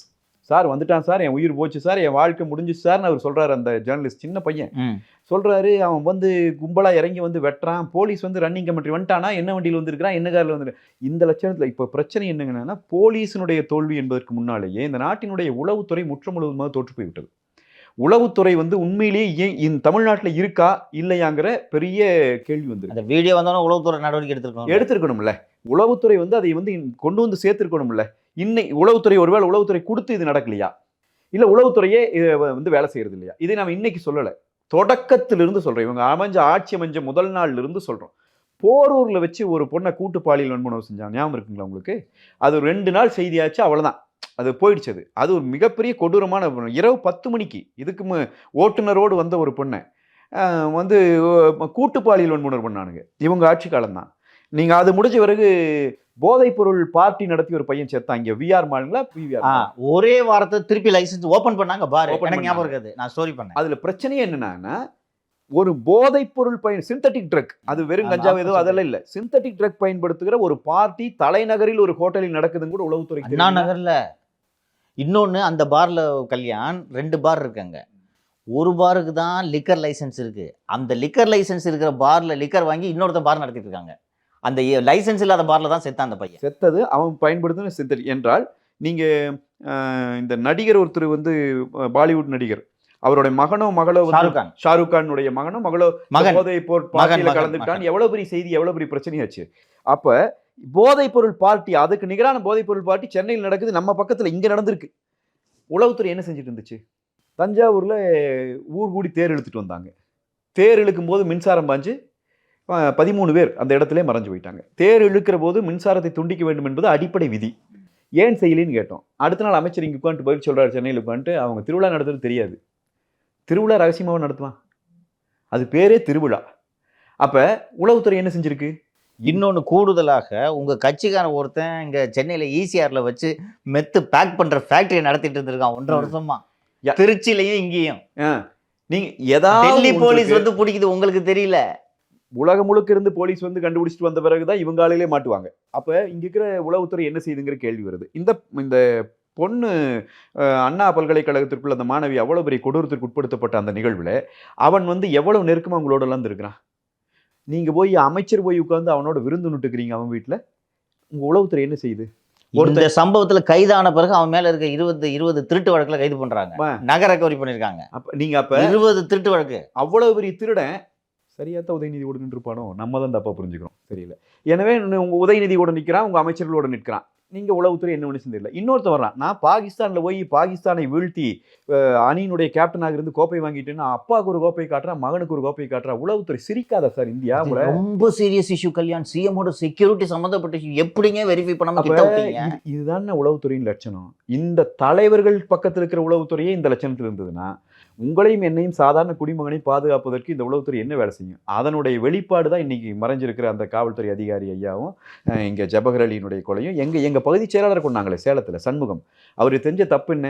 அண்ணா திராவிட முன்னேற்ற கழகத்தினுடைய பகுதி செயலாளர், 60 வயதை நெருங்கினவர், 30-40 ஆண்டுகளாக கட்சியில் பணியாற்றினவர். திமுக கவுன்சிலரினுடைய கணவர் கஞ்சா விற்கிறார் என்று காவல்துறையில் கம்ப்ளைண்ட் கொடுக்குறாரு அவர். அவரே வந்து கூலிப்படையை வச்சு அவர் வருகிற போது வெட்டி படுகொலை செஞ்சாங்க. எங்க பொதுச் செயலாளர் போயிருந்தாரு. ஒரு பெரிய எங்களுக்கு மாபெரும் தாங்க முடியாத இழப்பு அண்ணா திராவிட முன்னேற்ற கழகத்துக்கு. அவன் வந்து இந்த சமூகத்துக்கு நல்லது செய்யும்னு நினைச்சது ஒரு பிழை. அவனை வெட்டியே கொலை பண்ணீங்க. என்ன உளவுத்துறை, என்ன காவல்துறை? நாங்க எத்தனை தடவையே உங்களுக்கு சொல்றது? இப்ப ஏதாவது ஒன்றை தடுக்கலாம்ல? நீங்க உங்களால தடுக்கவே முடியலையே. இப்படி கொன்னுட்டே இருப்பீங்களா நீங்க? இப்ப நான் மீண்டும் சொல்லுகிறேன், நான் என்னோட பொதுக்கூட்டத்திலேயே நான் சொன்னேன், நீங்க இன்னும் சில பேருக்கெல்லாம் கூட தேர்தலுக்கு முன்னாடியே நம்ம கட்சியில் இருக்கிறவங்களுக்கு வீர வணக்கம் செலுத்த வேண்டி வந்தாலும் வரும்னு சொன்னேன். ஏன்னா இவன் அப்படித்தான் நினைக்கிறான். தனக்கு அரசியல் எதிரிகளாக இருந்தாலும் நீங்க ஜவஹர் அலியினுடைய மரணம் எதற்கானது? அவரு சொந்த பிரச்சனையா? நீயே சட்டத்துக்கு புறம்பா இயற்கை வளத்தை கொள்ளையடிச்சு கொழுக்கிற, அதை தடுக்கிறதுக்கு தைரியத்தோடு ஒரு அண்ணா திராவிட முன்னேற்ற கழகத்தினுடைய பொறுப்பாளராக அவர் போய் நிற்கிறாரு. அவரை வந்து நீ அடிச்சு கொள்ளுவியாவா? லாரி எடுத்து அடிச்சு கொள்றீன்னா உனக்கு எவ்வளவு வக்கரம் வன்மம் இருக்கு? இந்த அளவிற்கு சட்டம் ஒழுங்கு சீர்கட்ட ஒரு ஆட்சி இதுக்கு முன்னாடி நம்ம பார்த்துருக்குமா? குறைஞ்ச அரசாங்கம் துடிக்காதா? இன்னைக்கு ஆம்ஸ்ட்ராங்கினுடைய கொலை நீங்க நினைச்சு பாருங்க. தோண்ட வருதா இல்லையா? இன்னைக்கு ஒழுங்கா தோண்டுனா இதுல எல்லாம் மாட்டும். மாட்ட வேண்டியவைகள் அத்தனையும் இதுல மாட்டும். அதனால தானே பயந்துக்குது, அரசே பயந்துக்குது இதை பார்த்து. எப்படி நீங்க ஒரு அரசியல் கட்சியினுடைய தலைவருக்கு இந்த நிலைமையா? அப்ப உங்ககிட்ட எனக்கு என்ன பிரச்சனைனா, இதெல்லாம் முதலமைச்சர் அவர் பேப்பராவது படிக்கிறாரா படிக்கலையா? நிச்சயமா இல்ல. நாம தெரியும் எனக்கு, படிக்கலன்னு நல்லா தெரியும் எனக்கு. நாம பேசுற வீடியோ பார்க்க வேண்டாம், பேப்பராவது படிக்கிறாரா? நேற்றைக்கு கூட சொல்லுகிறார், யாராலும் குறை சொல்ல முடியாத ஆட்சி, நாங்கள் வந்து சட்டம் ஒழுங்கை கையிலே, அந்த கையத்தை கொஞ்சம் விரிச்சு காட்டுங்க ஐயான்னு கேட்குறேன். இப்போ என்னதான் வச்சுக்கிறீங்க சட்டம் ஒழுங்கு? சட்டம் ஒழுங்கு என்று சந்தி சிரிக்கிறது. இங்கே இது மாதிரி கேவலமான ஒரு அரசாங்கம், இவ்வளவு மோசமான சட்டம். நான் இதுக்கு காரணம் சில தலைமைகளில் அமைச்சர்களே பேசும்போது என்னங்கிறாங்கன்னா, அமைச்சர் ரகுபதி அவர்கள் தான் நினைக்கிறேன், அவர் பேசுகிற போது சொல்லுகிறார், நாங்கள் வந்து கொலை நடந்துடுச்சு, கொலைகாரனை தான் பிடிக்க முடியும், வேற என்ன பண்ண முடியுங்கிறார். நாங்கள் அதை சொல்ல சார், கொலைகாரனை தான் பிடிக்க முடியுங்கிறதுலாம் நாங்கள் அதை சொல்ல. எங்கேயோ மாமனுக்கு மச்சானுக்கு இடையில ஒரு தகராறு, திடீர்னு கத்தி எடுத்து குத்திட்டான், ஏன் அரசாங்கம் போய் காப்பாத்துறீன்னு நாங்கள் அந்த மாதிரி எல்லாம் நம்ம கேட்கல. நாங்கள் சொல்லுவது கூலிப்படையினுடைய அராஜகம் தமிழ்நாட்டில் அதிகரித்திருக்கிறதுன்னு சொல்றோம். இந்த பெய்டு வந்து இவன் வந்து கொலை பண்றதுக்கு இன்னைக்கு ஈரோடுல அந்த வகையை சேர்ந்ததுதான் இல்லைங்களா? அண்ணா கோர்ட்டுக்குள்ள வெட்டி கொண்டான்ல, அவன் யாரு? கூலிப்படை இல்லையா? இந்த காங்கிரஸ் தலைவர் ஒருத்தர் கை காலை கட்டி கொண்டான்ல, இன்னைக்கு வரைக்கும் கண்டுபிடிக்கல. ஏன் கண்டுபிடிக்கல? இல்ல, அவன் கூலிப்படை இல்லையாவ? ஆம்ஸ்ட்ராங் கொலை வழக்குல வந்து கொலையை செஞ்சவன் யாரு? கூலிப்படை இல்லையாவ? கூலிப்படையினுடைய அராஜகத்தை உன்னால தடுக்க முடிஞ்சிருக்கா? போலீஸ் அடிச்சானா இல்லையா? போலீஸ்காரங்க அடி வாங்கிட்டு ஓடி வந்தாங்களா இல்லையா? தமிழ்நாட்டில் ஒரு நாள் இது நடந்தது உண்டா? தமிழ்நாட்டு வரலாற்றுல நாம தானே போலீஸ்க்கு ஆதரவா பேசுறோம். நீங்க 20-23 வயசு புள்ள, சப் இன்ஸ்பெக்டர், அந்த பொண்ணு, அந்த பிள்ளைக்கு நீ பாலியல் தொந்தரவு கொடுத்தீங்க, அந்த புள்ள ரோட்ல நின்று கதறி எழுதுச்சுல்ல, ஒரு பெண் போலீஸ் அதிகாரி. 2 நாள் உன்னால எஃப்ஐஆர் போட முடியல. ஒரு பெண் டிஎஸ்பி ரோட்ல நடந்து அந்த பண்ணக்கூடாது, சட்டம் ஒழுங்கு மீறக்கூடாதுன்னு அந்த அம்மா நின்னதுக்கு அந்த அம்மாவை என்ன பண்ணான்னு பார்த்தோம்ல, கண்ணில் வந்தோம். மானமுள்ள அரசாங்கம் வந்தா ஸ்டாலின் அன்னைக்கு பதவி விலகி இருக்கணும். நீ என்னமோ சட்டம் ஒழுங்கு இன்னும் இருக்குங்கிறீங்க. இதுல காவல்துறை நாம ஏதோ சங்கடப்படுற மாதிரி, நாங்கள் காவலர்களை பாதுகாக்க சொல்லி கேட்கிறோம். ஒரு பெண் டிஎஸ்பிக்கு இந்த நிலைமை அம்மா ஆட்சியில் நடந்திருக்குமா? அண்ணா எடப்பாடியார் ஆட்சியில் நடந்திருக்குமா? கருவறுத்துட்டு இருப்பாங்க. இன்னைக்கு நீ வந்து 3 நாள் நீ அதுலேயும் கூட கொடுமைங்கண்ணா. அந்த டிஎஸ்பியை வந்து அந்த பையன், அந்த ஒரு கூட்டம் வந்து வர்றான், அந்த அம்மா தடுக்கிறாங்க புதுக்கோட்டையில். அவங்களை எவ்வளவு மோசமாக அவனுக்கு ட்ரீட் பண்ணானுங்கிறது வீடியோ வந்துச்சு. நேரடி செய்தியில் போடப்பட்ட வீடியோவில் நேரடியாக தொடர்பாக வச்சு பண்ணவன் 2 பேர். ஒருத்த முடிவு பிடிச்சிருக்கா, ஒருத்த அம்மாவை தள்ளுறான். இந்த 2 பேரும் அதில் வந்திருக்கான். அன்னைக்கு மாலை 6-7 மணி வரைக்கும் ஒருத்தன் தான் கைது. எங்கள் பொதுச் செயலாளர் அன்றைக்கி அறிக்கை, தமிழ்நாடு முழுக்க களத்தில் இறங்கி போராடுவோம், அதிமுக களத்துக்கு வந்து போராடும், ஒழுங்கு மரியாதையே பெண் போலீஸ்க்கே பாதுகாப்பு இல்லைன்னா தமிழ்நாட்டில் யாருக்கே பாதுகாப்புன்னு கேட்ட பிறகு அடுத்த நாள் 5 பேர் மேலே வழக்கு. உண்மை நடந்து என்ன தெரியுங்களா? அந்த செயலில் ஈடுபட்டவங்க பூரா கஞ்சா கேஸ். அவனை அப்போவே நீங்கள் அரெஸ்ட் பண்ணியிருந்தா கொண்டு போயிருக்கணும் மருத்துவமனைக்கு. கஞ்சா போதையில் இருக்கிறான்ங்கிறது ரிப்போர்ட் ஆயிருக்கும். கஞ்சா புழக்கம் தமிழ்நாடு முழுவதும் நாங்கள் சொல்லிட்டு இருக்கிற குற்றச்சாட்டு உண்மையாயிருக்கும். இதனால அந்த பிளட் ஸ்ட்ரீம்ல அது போறது வரைக்கும் வெயிட் பண்ணி அடுத்த நாள் சாயந்தரம் நீ கேஸ் போடுறவங்க மேல ஒரு போலீஸ் அதிகாரிக்கே இந்த நிலைமை இருக்கும்னா நாங்க எப்படியா இந்த நாட்டுல பிழைக்கிறது? அப்ப இதை இதை வந்து நீ பேசி பிரயோஜனம் இல்லைங்கண்ணா. இவங்க ஆட்சி முடிகிற வரைக்கும் இது மாறப்போவதே இல்லை. திரு கல்யாண், இறுதியான கேள்வி. நீங்கள் 2-3 நாட்களுக்கு முன்னால் செங்கல்பட்டில் நடந்த பஞ்சமி நில மீட்பு மற்றும் சாதிவாரி கணக்கெடுப்பை வலியுறுத்தி நாம் தமிழர் அமைப்பின் தலைமை ஒருங்கிணைப்பாளர் அண்ணன் திரு சீமான் அவர்கள் பேசுகிற போது முதல் முறையாக ஒரு இண்டிகேஷனை கொடுத்திருந்தார். நீ பார்த்துருப்பீங்கன்னு நினைக்கிறேன் அந்த காணொளி. 2021 சட்டப்பேரவை தேர்தலில் ஐயா எடப்பாடி பழனிசாமி தோற்றதுக்கு நாங்கள் ஒரு முக்கியமான காரணம். வாக்கு வேறுபாடு 500 அல்லது 600 இருக்குது. எங்கால 8000 9000 வாங்கியிருக்காங்க. இந்த வாட்டி அது நடக்காது பாக்குறியா அப்படின்னு சொல்லியிருந்தார். நான் இதை அவரது மனமாற்றத்திற்கான அறிகுறி என்று தான் நான் இதை புரிந்து கொள்கிறேன். ஏன்னா கூட்டணியே கிடையாது என்ற நிலைப்பாட்டில் இருந்தவர். ஏன்னா அவருக்கும் இந்த தீய சக்தியை அகற்றப்பட வேண்டும்ன்றதில் அவரும் இந்த தீர்மானத்துக்கு வந்துட்டாரோன்ட்டு தான் நான் புரிஞ்சுக்கிறேன். நீங்கள் அந்த கட்சியில் இருந்தவர், அந்த கட்சியில் அரசியல் பயின்றவன்ற முறையில் இந்த டெவலப்மெண்ட்டை எப்படி பார்க்குறீங்க? அதிமுக இதை எப்படி உள்வாங்கிக் கொள்ளும், எப்படி அணுகும்? இல்லை, எங்கள் பொதுச் செயலாளருமே அதுக்கு முன்னாடி அண்ணன் சீமான் சொல்கிறதுக்கு முன்னாடி ஒரு செய்தியாளர் சந்திப்பில் சொன்னார், இன்றைக்கு இருக்கிற நிலைமையில் தமிழ்நாட்டை காப்பாற்றோன்னா திமுகவுக்கு எதிராக நிற்கிற எல்லாரும் ஒன்றுபட்டு ஒரு அணி சேர வேண்டிய கட்டம் வந்துருச்சு அப்படிங்கிறத வலியுறுத்தினார். அண்ணன் சீமான் அவர்களை பொறுத்த வரைக்கும் அவருடைய இது மனமாற்றம் என்பதை தாண்டி இந்த சூழலுக்கு அவர் தள்ளப்படுகிறார். அவருக்கு ஒரு ஒரு சமூக அரசியல் நெருக்கடி ஒன்று உருவாக்கி இருக்கிறதை அவர் உணர்கிறார் அப்படின்னு தான் நான் புரிஞ்சுக்கிறேன்.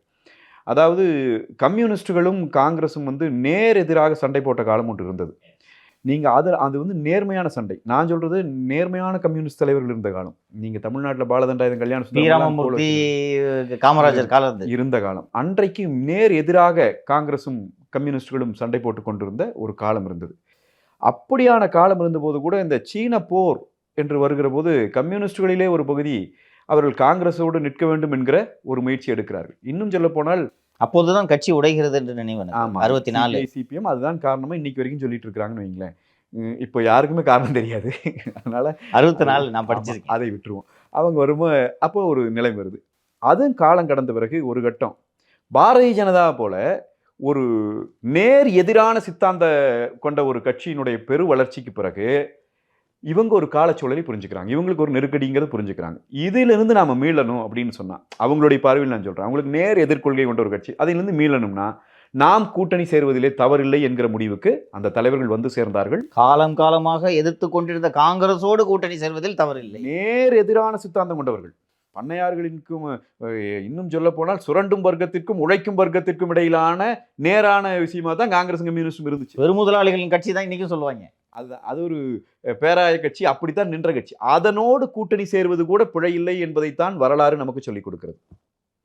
அப்படி சேர்ந்து எதிர்க்க வேண்டிய சூழல் வரும் அப்படிங்கிற ஒரு நிலைமை இந்தியாவுக்கு வந்துச்சு. எனவே இது புதிதானதல்ல. ஆனால் சீமான் அவர்களை பொறுத்த வரைக்கும் அவர் கூட்டணி இல்லை என்கிற முடிவு எடுத்ததற்கான காரணங்கள் இருந்தது. அந்த காரணத்தின் அடிப்படையில் அவர் எடுத்திருந்தார். காலம் அவரை நகர்த்தி கொண்டு வந்தது. இன்றைக்கு அவரும் உணர்கிறார், தமிழ்நாட்டு மக்கள் அனைவரும் உணர்கிறார்கள். இப்பொழுது தமிழ்நாடு இந்த கொடிய ஆட்சியாரின் கரங்களில் இருந்து விடுதலை செய்யப்பட வேண்டும் என்பதில் சீமான் அண்ணன் அவர்களுக்கும் பெரிய பொறுப்பு இருக்கிறது என்பதை நான் சொல்லி அவர் உணர்ந்து கொள்ள வேண்டியதில்லை, அவர் உணர்ந்து கொள்கிறது தான். எனவே அவருடைய பேச்சு என்பது அது ஒரு கூட்டணியாக மாறி எங்கள் கட்சியும் அதனோட ஒன்றா சேர்ந்து பயணிக்கிற காலம் வரும் என்றால் தனிப்பட்ட முறையில் நான் எல்லாம் மகிழ்ச்சி அடைவேன், பெருமகிழ்ச்சி அடைவேன். அதிலெல்லாம் எனக்கு எந்த மாற்று கருத்தும் இல்லை. இல்லை என்றாலும் கூட அவர் சீமானண்ணனுடைய இந்த திமுக எதிர்ப்பு அப்படிங்கிறத நம்ம வாழ்த்தி தான் ஆகணும்.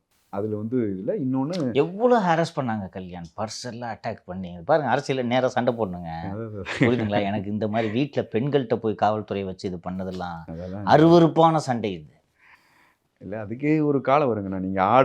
நீங்கள் நான் கிட்டத்தட்ட 30 ஆண்டுகளாக என்னுடைய வயசில் நான் 30 ஆண்டுகளாக அரசியலை நல்லாவே பார்க்குற ஒரு ஆள். தொடர்ந்து ஒரு அரசியல் விழிப்புணர்வுள்ள குடும்பத்திலேருந்து வந்தோம், பார்த்துட்டே தான் இருக்கிறோம். இந்த அப்ஸ் அண்ட் டவுன்ஸுங்கிறதெல்லாம் சீக்கிரம் வரும். நீங்கள் பழைய காலம் மாதிரி 40 வருஷத்துக்கு காத்துட்டு இருக்க வேண்டியதெல்லாம் இல்லை. எனவே ஆட்டம் ஆடுகிறவர்கள் அத்தனை பேரும் நெஞ்சிலே வச்சுக்கணும். ஏன்னா நாங்கள்லாம் இப்போ இருக்கிறவங்கள விட டேஞ்சரஸுங்கிறத நீங்கள் ஞாபகம் வச்சுக்கணும். நாங்கள்லாம் இது மாதிரி சாஃப்டாக போயிட்டே இருப்போம்னு நினைக்கக்கூடாது. நான் அதைத்தான் இப்போவும் சொல்கிறேன். அந்த அண்ணா பல்கலைக்கழக மாணவிக்கு ஏற்பட்ட பிரச்சனையில் நீங்கள் அமைச்சர் போய் அவங்க வீட்டில் உட்காந்து சாப்பாடு சாப்பிட்ருப்பார் அரெஸ்ட் பண்ணவனுக்கு. நீ யார் அந்த சார்னு கேட்டால் எங்களை நீ முடக்குவே, எங்களை நீ எதிர்ப்ப, எங்களுக்கு மேலே வழக்கு போடுவே. நான் இப்போவும் சொல்கிறேன், நாங்கள் ரொம்ப மோசமான ஆளுங்க. அதே ஆளோடு சேர்ந்து மீண்டும் அவர் உணவுன்ற நிலையை நாங்கள் ஏற்படுத்துவோம். அன்னைக்கு உணவு செலவு எங்களோடது. விட்டுட்டுலாம் போக மாட்டோம். அதனால் நாங்கள் சட்டப்படி செய்வோம். அப்படி ஒரு அணிதான் உங்களுக்கு எதிராக இருக்குதுங்கிறது அந்த அதிகாரிகளும் இந்த அரசை நடத்துகிறவர்களும் புரிந்து கொள்ள வேண்டும். நீங்கள் ஒருத்தரை கொண்டு போடலாம், ஈஸியாக கொண்டுடலாம். ஒரு சவுக் சங்கரை ஈஸியாக கொலை பண்ணலாம், ஒரு கல்யாண சுந்தரத்தை ஈஸியாக கொலை பண்ணலாம். ஆனால் பார்த்துக்கோங்க, எல்லாருக்கும் அதே நிலைமைகள் திரும்பி வரும். உங்களுக்கும் அறம் ஒன்று இருக்கும். அது வந்து அரசியல் பிழைத்தோரை அறம் பழி வாங்கி தீரும். இது தமிழ் மண். எனவே இந்த விளையாட்டெல்லாம் பண்ணக்கூடாது. பண்ணிட்டாங்க, பண்ணுறாங்க, இன்னும் பண்ணணும்னு நினைக்கிறாங்க, பண்ணட்டும். எனக்கு தெரிஞ்சு திமுகவினுடைய திட்டம் நான் சொல்கிறதுங்கண்ணா, அண்ணன் சீமான் அவர்களை பொறுத்த வரைக்கும் அவருக்கு வந்து வாக்கு வங்கியை 1 அல்லது 2% அதிகப்படுத்தி விடணும்னு திமுக பிளான் பண்ணுது. உண்மையாக நான் சொல்கிறேன். என்ன காரணம்னா, அண்ணன் சீமான் அவர்கள் வந்து வென்று விடக்கூடாது என்பதிலே திமுக எவ்வளோ கவனமாக இருக்குமோ அதே அளவுக்கு கவனமாக இந்த 1-2% அவருக்கு ஏறுவதன் மூலமாக ஒன்றும் நடந்துட போகிறது இல்லைங்கிறது திமுக தெரியும். ஆனால் அவர் அந்த 1-2% அதிகப்படுத்தினார் அவருடைய வாக்கு வங்கின்னு சொன்னால் அது அண்ணா திராவிட முன்னேற்றக் கழகத்தினுடைய கூட்டணிக்கு ஒரு பின்னடைவாக இருக்கணும்னு தான் திமுக இப்போ வரைக்கும் கணக்கு போடுது. அதனால தான் இவன் என்ன செய்கிறான்னு சொன்னால் மறுபடியும் அவரை வந்து சீண்டுவது மூலம் அவர் எப்படி ரியாக்ட் பண்ணுவான்னு இவங்க கணிச்சிடுறாங்க. இது வந்து ஒரு ஒரு ஒரு விஷயம். சீமானுக்கு வந்து இதை சொன்னால் அவர் இப்படி தான் ரியாக்ட் பண்ணுவார்னு அவனால் எளிமையாக கணிக்க முடியுது. அவன் அதை கரெக்டாக செய்கிறான். அப்போ நடக்கும்போது இப்போ அவங்களுக்கு நீங்கள் யோசிச்சு பாருங்கள், சீமானவர்கள் 6 அடிப்பாரா 4 அடிப்பாராங்கிறது ஒரு பக்கம்.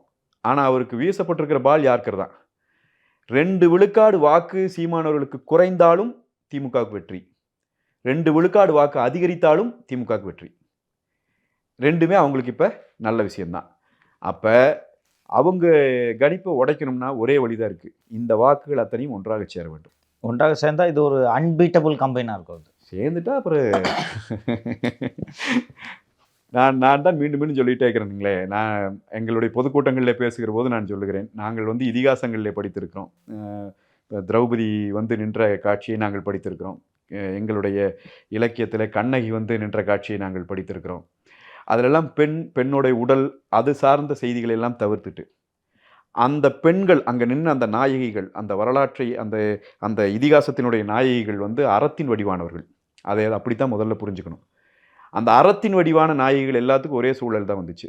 அவங்க எல்லாரும் வந்து திரௌபதி சொன்னா, என்னை தொற்றாதரான்னா, என்னை தொடாத, உன்னுடைய வம்சம் அழிஞ்சு போயிடும், இந்த ராஜ்யம் அழிஞ்சிரும், வம்சம் அழிஞ்சிரும், பாரத போர் மூலம் சொன்னான். அவன் கேட்கல. துரியோதனன் தொட்டான்.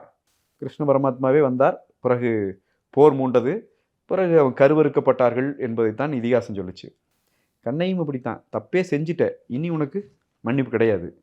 அவள் அறத்தின் வடிவாக நின்றவளை தொட்டு பார்த்தார்கள்.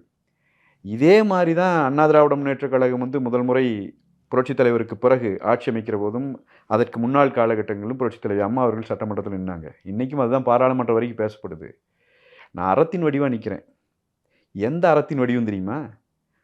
இந்த திமுகங்கிற தீய சக்தியிடமிருந்து இந்த தமிழ்நாட்டு மக்களை, உழைக்கும் மக்களை காப்பாற்றுவதற்காக கட்சி தொடங்கியவர். அந்த கட்சியை காப்பாற்றுகிற இடத்திலே நான் நிற்கிறேன்.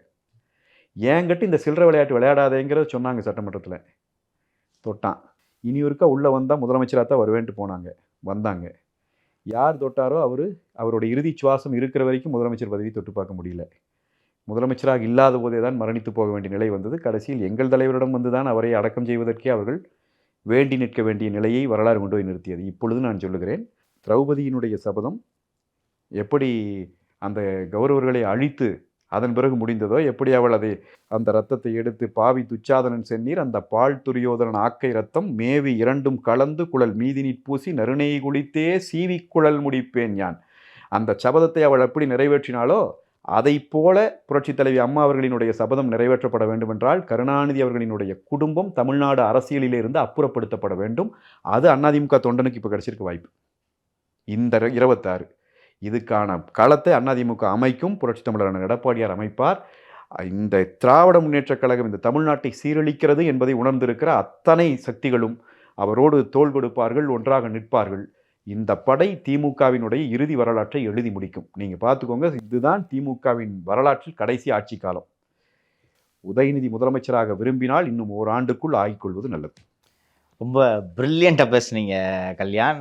நான் சும்மா உங்களை ஃப்ளாட்டர் பண்ணுறதுக்காக சொல்லலை. உண்மையிலே அண்ணா திராவிட முன்னேற்ற கழக தொண்டர்களுக்கு உங்களது இந்த நேர்காணல் மிகுந்த உத்வேகமாக அமையும் என்பதில் எனக்கு துளியும் சந்தேகம் இல்லை. உங்களது நேரத்தை ஒதுக்கி தந்து எங்கிட்ட ரொம்ப விரிவாக பேசுறீங்க. நன்றி திரு ரொம்ப கல்யாண். நன்றிங்க.